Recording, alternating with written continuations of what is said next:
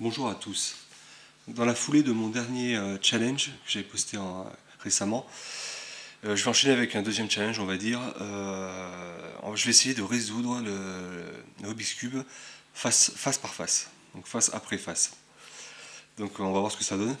Donc je préviens avant que cette vidéo n'est pas un tutoriel, puisque je suis même pas sûr, enfin je pense même que je suis sûr que je ne vais pas arriver au bout de la résolution par cette méthode-là.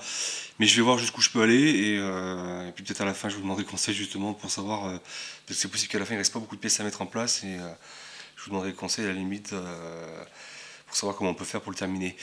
Mais le but c'est vraiment de faire face par face jusqu'à ce que on peut plus finalement. Donc on peut plus rien faire, enfin on se retrouve bloqué sans algorithme. Donc je vais passer assez vite, je vais quand même utiliser par moment, j'imagine, des algorithmes que je connais déjà, le belge, compagnie, ou les chaises, c'est possible que je m'en serve à un moment ou à un autre. Mais je vais quand même me focaliser donc, sur la résolution face par face. Et puis on va voir jusqu'où ça nous mène. Donc ben, alors, on va faire, au début c'est exactement pareil que j'imagine pour la méthode standard que j'utilise, c'est-à-dire on va faire la croix et la première face finalement. Donc on va partir sur la blanche. Alors, je vais mettre tous mes trucs en bas, là, toutes mes arêtes blanches. Je ne vais pas expliquer hein, tout ce que j'utilise parce que c'est des algos que bon, la plupart des gens connaissent, ou enfin chacun a sa méthode pour faire la première face. Donc jusque là il n'y a pas trop de soucis. Alors, tac, je vais aligner ça, donc celle-ci elle est bonne, celle-ci non. Et elles sont toutes bonnes, ok. Donc je vais mettre mes coins maintenant pour compléter la face blanche.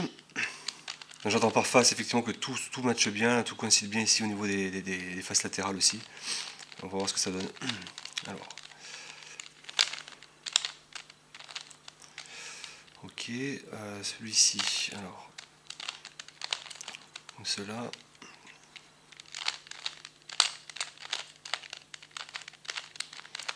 Comme ceci, et le dernier coin, il est là. Voilà. Ok, donc là on a complété la première face. Donc je vais me dire par exemple, la rouge, je vais prendre la rouge comme deuxième face. Donc là aussi c'est assez proche parce que je pense que j'ai utilisé le belge déjà pour placer ces deux, mais uniquement ces deux arêtes au niveau de cette rangée intermédiaire, puisqu'il n'y a que cette face qui m'intéresse. Alors rouge et, alors où est-ce qu'elles sont, rouge et verte qui est là, mais elle est mal, je vais la sortir, mal orientée. Ok, donc elle était, rouge et bleu, je vais la placer. Oups. Ok, et là, rouge et verte qui va donc ici.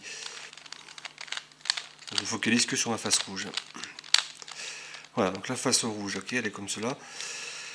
Donc, alors je pense que là, j'aurais pas d'autre option qu'aussi que anticiper entre guillemets la face suivante, donc elle est la jaune, et en faire un peu les deux en même temps, j'ai l'impression, enfin, ça va pas être évident. Donc là, j'ai placé cette arête, donc il me restait plus que ces deux coins. Mais je pense que, alors comment je peux faire, déjà je vais regarder si ici j'ai pas du jaune, si, parce que le jaune elle doit aller en haut, donc je suis obligé d'anticiper et de remplacer cette arête qui a du jaune par une qui n'a pas de jaune, donc c'est celle-ci. Parce que là, je suis obligé d'utiliser des méthodes qu'on connaît pour anticiper. Alors, blanc et rouge c'est fait. Donc là j'avais mon arête ici, donc il me restait les deux coins on avait dit. Je vais quand même placer aussi les arêtes de la face jaune en même temps. C'est marrant, là je vois que oui, on a un motif comme ceci en fait. On en a une qui est mal orientée. Donc ce que je vais faire, je vais essayer de l'échanger celle-ci, parce que j'aime bien avoir la croix jaune en haut. On va voir ce que ça fait. Ok.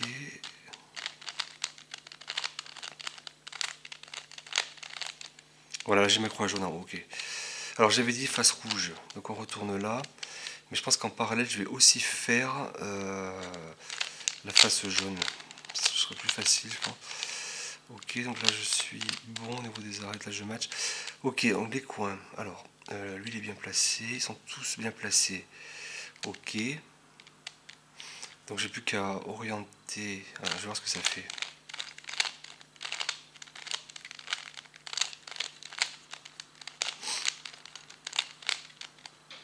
Ok, encore un coup.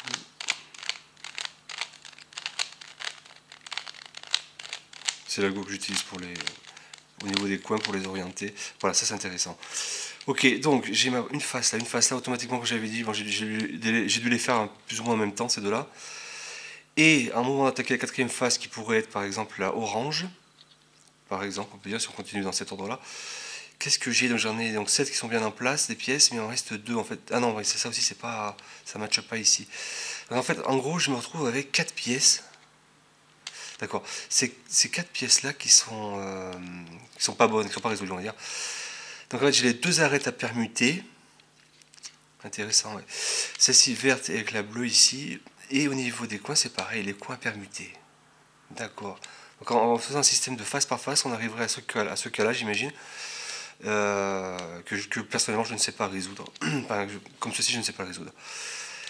Donc ça peut être un très bon défi.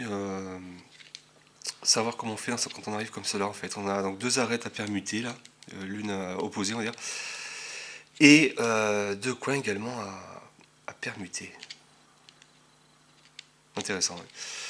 Donc s'il y en a qui savent comment on peut résoudre ça assez facilement, ça permettrait de résoudre via une rustine, on va dire, en fin de résolution, parce que là c'est des algorithmes, j'imagine. Ça permettrait de résoudre avec une mentalité, on était parti pour faire du face par face au final. Donc on avait pu en faire 3 d'un coup, et puis finalement pour les 3 derniers, on est obligé de passer, j'imagine, par des algorithmes pour remédier ici pour faire ces permutations là, au niveau des arêtes et des coins. En tout cas, c'est intéressant.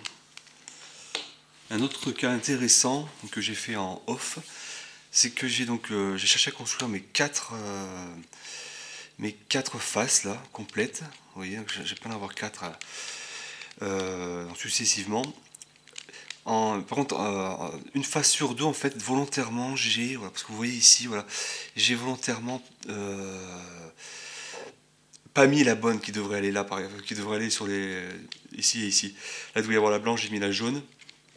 Et là, il doit y avoir la jaune et j'ai mis la blanche. Et j'ai fait pareil. Pour la première, j'ai fait comme ça. La deuxième, je l'ai fait parfaite.